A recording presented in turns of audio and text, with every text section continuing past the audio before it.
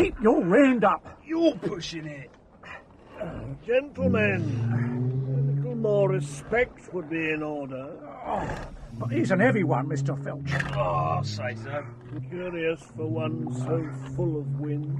But hurry, I scent the daylight. 1, 2, 3. Good. Here you are, gentlemen. 1 guinea apiece. Oh, but hold on, Mr. Phelps. This club you work for, what does it do? Oh, tut. Gentlemen, we agreed, no questions. You know where to curiosity leads. Eh? Very deep water. Very deep water indeed. We didn't mean no offence, Mr. Phelps. It's just that this toff's been round, asking questions like. Has he? And what did you tell him? Nothing. We don't know nothing. A toff, you say? Yes, Mr. Filch. A tall, thin geezer with a broad-brimmed hat and a cane and everything. You've done well. Here's another 2pence. Thanks a lot, man. And by the sound of things, gentlemen, I will have more employ for you shortly.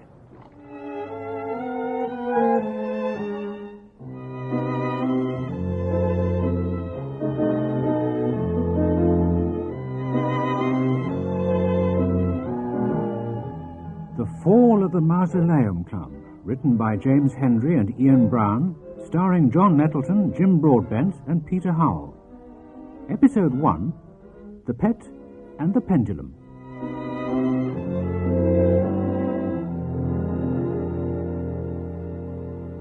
And so the grey, sluggish waters of Father Thames resumed their relentless flow, and the empty prattle of the Honourable Clarence Green was never heard again.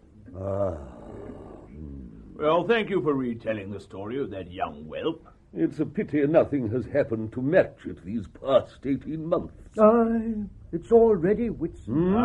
Yes. What neck he had.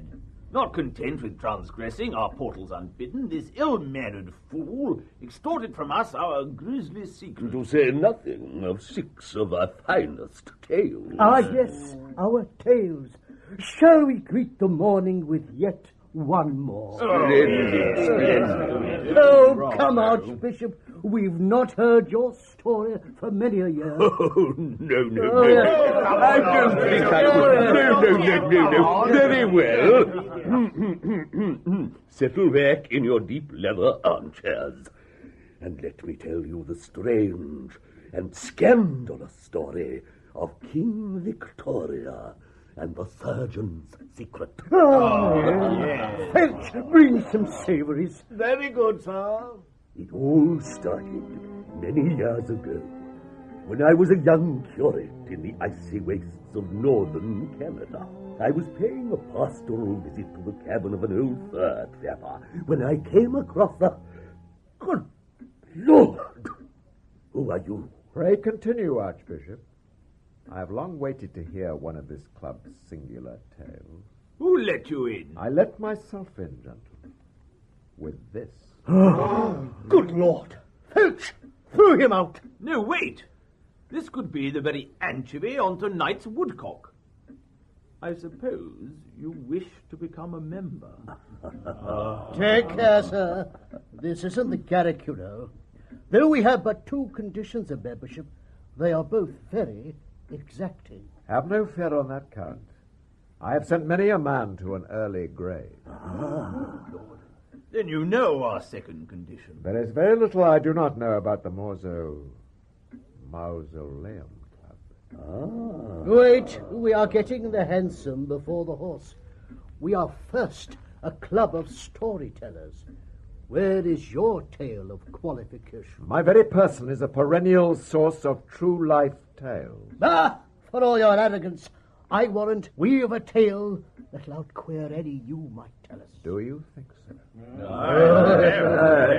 Send for the Reverend Penny. Yes, Reverend Penny. He tells a real flesh gooser. Did I hear my name? Yes, Penny. Seat yourself here and give us your tale. We have a perspective, remember. Then he shall hear a tale of jealousy and metaphysics, a tale of mystery and, shall I say, menageration. A tale I call The Pet and the Pendulum.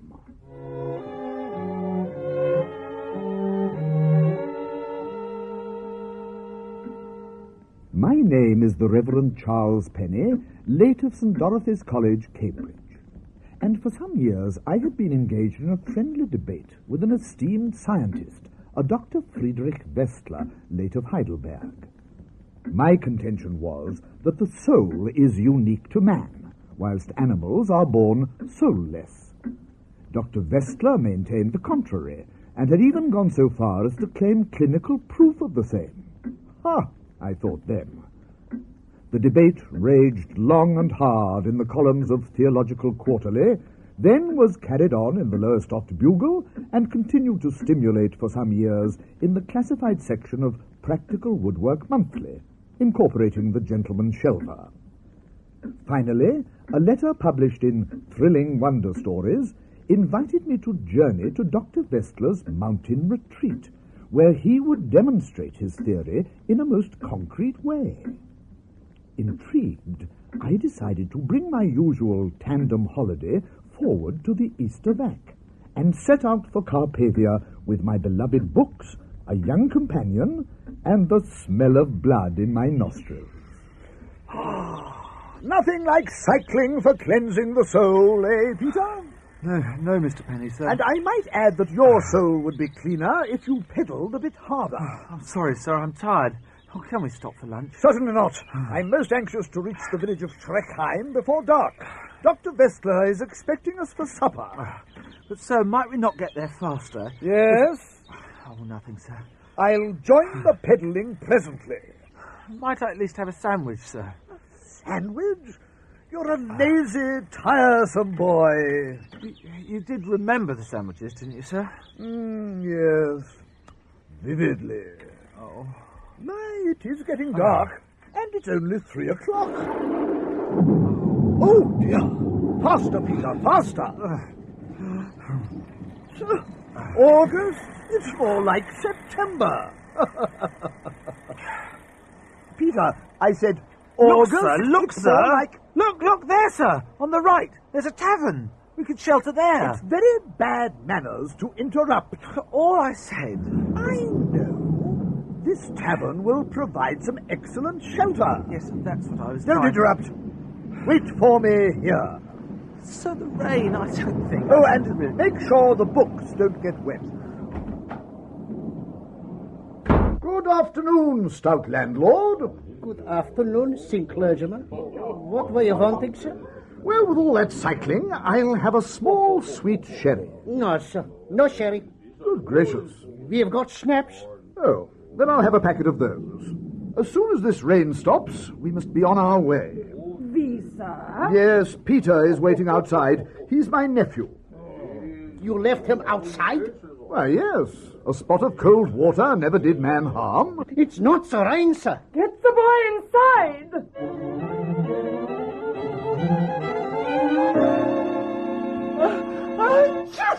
Oh, poor lad. Why did you leave him out there? Well, he's too young to drink in pubs. But not too young to be snatched away. Hush yourself, Inga. What do you mean, snatched? This is a dangerous place, sir. We shall be quite safe. We're staying with Dr. Westler. Westler? Yes, Westler. Why not? Because he is a... Woman, you said enough. And I'll say more. For too many years now, you men have stayed silent while Westler has torn from us our loved ones, our young, our old, even our animals. Animals? Yeah. We used to have a lovely little rabbit. White and fluffy he was, but even he was snatched away. Yeah, he was just ready for the pot and all. Animals. I'm more concerned about people. Come on, Peter. Oh, Peter, pull yourself together. Castle Schreckheim perched atop a giddy crag, overshadowing the village, like some grotesque raven brooding over a cadaver. It seemed the sole approach was by means of an aerial cable carriage. We paid our fare to the carriage's taciturn driver and commenced the vertiginous journey. I say, can't you hurry this thing along? I have an urgent appointment with Dr. Vestler. Dr. Vestler, yes? Oh, never mind. What's the matter, man? Cat got your tongue? No, stop it. Down, get down, boys. When in the cloistered calm of St. Dorothy's I had first planned my summer vacation, I little imagined it would include being chased around an 8-foot cabin by a 6-foot congenital idiot. I was cruelly reminded of a certain unhappy sailing holiday off Broadstairs. Not a moment too soon, the frightful journey was over, and we stood before the grim turrets of Castle Schreckheim. Hello?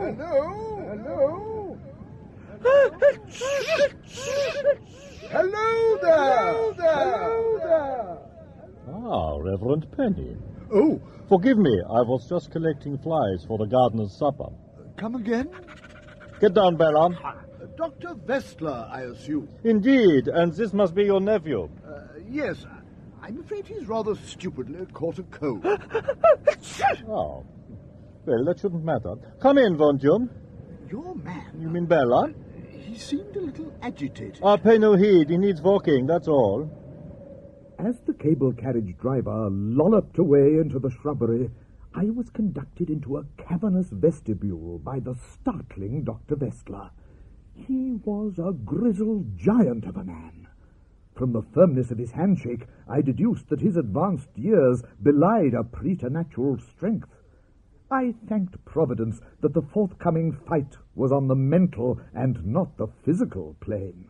First, I imagine you wish to refresh yourself. Rather. I'm exhausted after all that peddling, eh, Peter? Then I shall see you both at supper. In preparation for supper, I laid out my favorite arguing togs: a loose dog collar to allow free shaking of the head, college cufflinks to convey authority, and a good pipe to stab vigorously at my distinguished opponent. Ha! Vestler would rue the day he crossed swords with the D'Artagnan of St. Dorothy's. Pray be seated. Your nephew won't be joining us for supper. I think Peter is best placed to answer that question. It wasn't a question, Reverend. My fellow diners were indeed the queerest folk with whom I had ever broken bread. One pulled at his collar, another scratched at his neighbour's belly. Not one sat up straight in his seat, and their eyes darted hither and thither, not wishing to meet my gaze, nor yet that of the manic Dr. Vestler. Very well, my children, you may begin. I have never been so scandalized in my life. As my soup spoon froze rigid above the bowl, the guests fell upon the repast like wolves. Cutlery flew aside unneeded. Plates and cruet were butted across the table in a battle royal for command of the lukewarm slops. I quickly lost my appetite. My soup had long been annexed by my neighbour. If good table manners are the sign of civilized man, then what were these? These people are little better than animals. Tell me, Penny, amongst your companions at Cambridge, do you have a reputation for being somewhat of a dullard? Aha! First blood, eh? Now tell me, Vestler, you hold that animals are blessed with souls. Yes. And you also deem animals suitable subjects for vivisection? Indeed. In that case, why not go further? Why not practice your skill on living humans, eh? Why not, indeed? Now that's enough, Zoltan. But the human soul is eternal, whereas whatever animates a beast dies with its body. Ah, you've been reading the work of Professor Phillips of Trinity. Nonsense, it's my own idea, and I stand by it. You sound very sure of yourself, Mr. Penny. I have great faith. Then you will sleep soundly till the morrow, when I suggest we begin our debate. Begin? But we're in the very midst Good of our... night, Mr. Penny. In my musty quarters that night, I slept the sleep of the righteous until... Huh? What? Who's there? Help! There's a bat in here! Who's a pretty boy? Get away from me! Shoot! Who's a lazy, tiresome boy? What? Penny is a pig. Peter wants a sandwich. Peter, what is it? What's he done to you? Look, I could fly! With this, the fluttering phantasm disappeared through the open casement, leaving me alone with my fear. How was it that this strange bird could repeat that which had passed between my companion and me but 6 hours before? I rushed into Peter's room, but of my callow companion there was no sign. Vestla, where are you? What's going on? Vestla! Down! Get away from me, you brutes! Down! Vestla! Help, Vestla! It was then that I noticed, amongst the seething rabble, something that set my nape hairs a-bristle.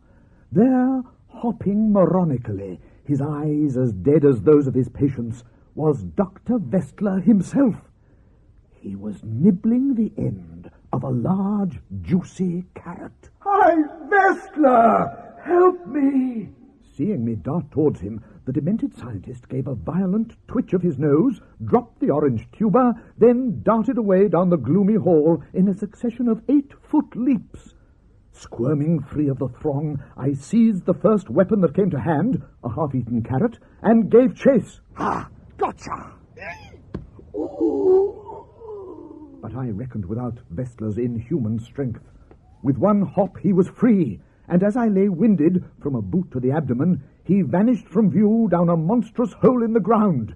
All that I could discern was the glint of his watch chain in the first rays of the sun.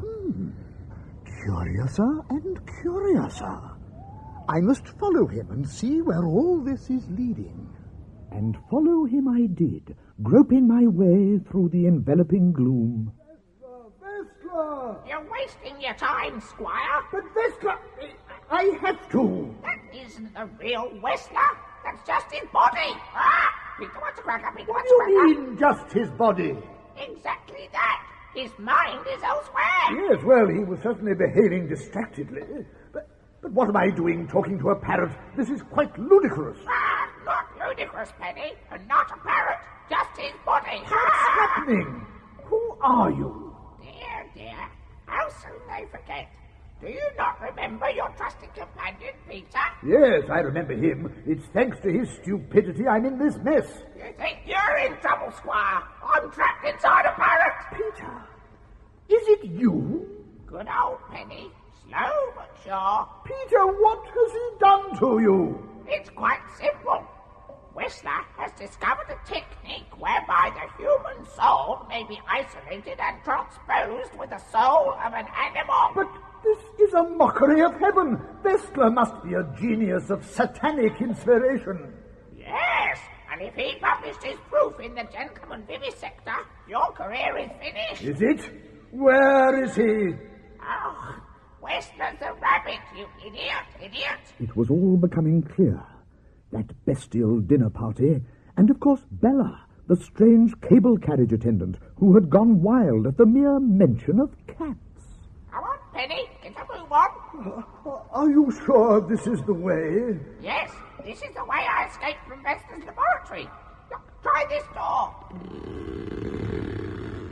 Beyond the door was a narrow passage, from whence I discerned the screeching of 1,000 caged creatures.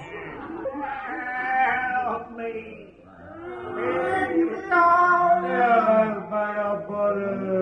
Help us, Penny! Don't pass by! What? Don't you know me? A talking baboon! Don't you remember Hargreaves, your tutor from Queens? Hargreaves? How did you get mixed up in this? A tandem holiday in 1842. Oh, then you can help me. How does one defeat Vestla? If I knew that, Penny, I'd be back in Queens instead of in this cage, you great thunderhead. Well, I think I'll move on. No, Penny, don't leave me, you blundering son of a strumpet. We've got to catch Wesker while he's still contained in his weaker body. Quick! His surgical laboratory is through this door. My eyes were met by an eerie sight. There in the cavernous chamber sat Vestler in his rabbit body at the head of a silent, staring regiment of animals. Backing away in horror, my legs were entangled by a slithering sargasso of vipers. Yes. Tight farts, Steve. Yes, Cecil. Let me go, I say! Any further protestations I might have voiced were immediately silenced by the amply proportioned hamster, which leapt headfirst into my mouth. Then the air was crushed from my lungs by a Russian bear.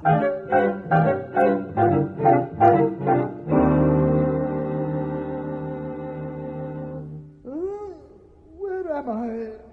My head, it feels as if it's clamped in a vice. It is clamped in a vice. What?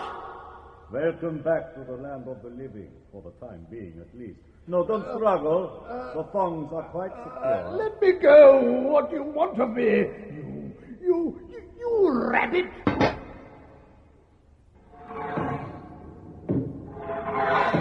What's this? What's happening? Don't struggle, Penny. This is the means by which your soul, if you have one, will at last be free of the body's incarceration. I give you my most ingenious creation yet. Looking upward, I surveyed the ceiling of my prison. I now observed, with what horror it's needless to say, a huge pendulum whose nether extremity was formed of a crescent of glittering steel, about a foot in length from horn to horn, the under edge evidently as keen as that of a razor. With each swing, the blade slashed closer to my thudding chest. I could barely suppress a cry of outrage. You fiend! This isn't your idea. What? You stole it. No, I didn't. Yes, you did. You thief. I mean, what do you mean? Plagiarism, that's what I mean. Pendulums, axe heads. It's a terrible old chestnut. Oh, but I mean, two people can have the same idea at the same time, can't they? The same time? Ha! Poe got there 40 years ago. All right, I confess, I stole the idea from Poe. Now shut up and die!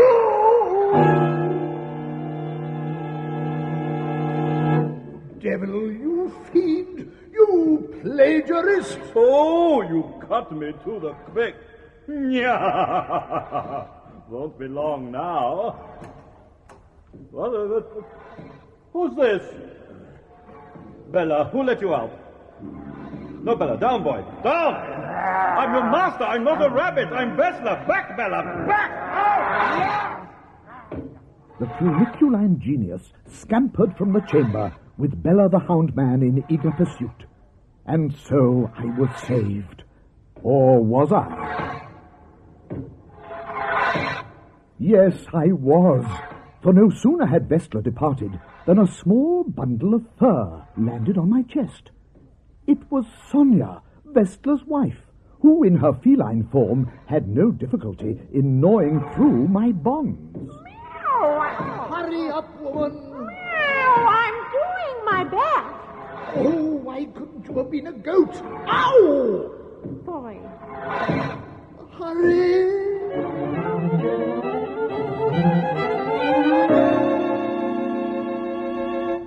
So, gentlemen, can you imagine what happened next? Yes, the cat gnawed through your bonds, and you rolled from the table just as the pendulum sliced it in two. Oh, how did you know that? It's a terrible old chestnut. Well, no sooner had I got rid of the cat than I was in the cable carriage, speeding across the valley to home, safety, and a jolly good bath. Phew. Well, at last that's over. Not quite, Penny. Vestler, will I never be free of your... But wait, You're just a rabbit. You want to fight? Very well, we shall fight. Ha! Must we? Yes. Very well, but to make it fair, you must take on all of me. No! Get back! Oh! I should have known Vestla in his weaker form would never travel far without the protection of his mighty thewed human body. In a flash of lightning, I was gazing at the sickening prospect of the sharp rocks 300 feet below, as the giant's branch-like arm dangled me from the carriage like a ripe fruit ready to drop. Next time, Penny, remember to check under the seat. Oh, don't let go! Don't let go! What shall we say? 2 submissions and 1 fall. Please, I'll do anything you want. Oh, God, I want you to die. Let the wretch fall. No! With that fleetness of thought reserved to those in desperate straits, I pulled from my waistcoat pocket the first weapon that came to hand, a half-eaten carrot. With the superhuman strength of the Assyrian, my adversary hauled me and his unfinished lunch back into the cable carriage. Ha-ha! Once I achieved the safety of the cabin, it was a simple matter to drop the carrot by the open doorway, and as the rabbit man bent forward to grasp the vegetable prize in his teeth... Out you go! Oh, no! No! What's the matter, Vestla? Afraid of a clergyman? You may be sure I will deal with you justly. It's too late for that. You see, my body has gone, and when the body dies, so does the... The spark of life in the rabbit's eyes flickered and went out. There he lay on the floor of the cabin, cold, motionless, and quite delicious, as I found out later that evening. What a horrible end. Not so. It's not everyone who settles an academic debate by eating his rival. Good yarn, sirs. But I fear you have been playing me a blinder. Are you calling me a liar? Not at all, sir. Though I fancy your face is less well known in the groves of Academe than it is on the London stage. And I would venture to guess that there is no such establishment as St. Dorothy's College, Cambridge. Blast you, sir. No, gentlemen. Instead of trying to gull me with fairy story, why did you not tell me the truth? It's far more impressive. You might have told me of the Mausoleum murder, or the inaudible man, or of the slaughter of 2 innocent children at the hand of their cold-hearted governess, or yet of the Honourable Clarence Green, who came to your portals seeking amity and association, and instead met his death. Then you know. There is very little I do not know about the Mausoleum Club. Mausoleum. Yes, every nuance of every detail of every murder has been assiduously collected and brought together in a single portfolio of incontrovertible evidence. Oh, no. Before you attempt anything rash, you must know that the catalogue of your crimes is deposited with my attorney at law, and in the event of my demise or disappearance, shall be passed to Inspector Cadbury of the Yard. Lost you, sir? I believe our visitor wants something. Indeed, how refreshing plain talk is after such poppycock. I want you to do exactly and completely as I say. Otherwise, gentlemen, it's the rope. The Fall of the Mausoleum Club, Episode 1, The Pet and the Pendulum, was written by Ian Brown and James Hendry, starring Jim Broadbent, Michael Deacon, Peter Howell, Ian Mickey, John Nettleton, Liz Richardson, Michael Ripper, John Sampson, Alan Thompson, and Adam Wyde. Music by Max Harris. The producer was Paul Spencer.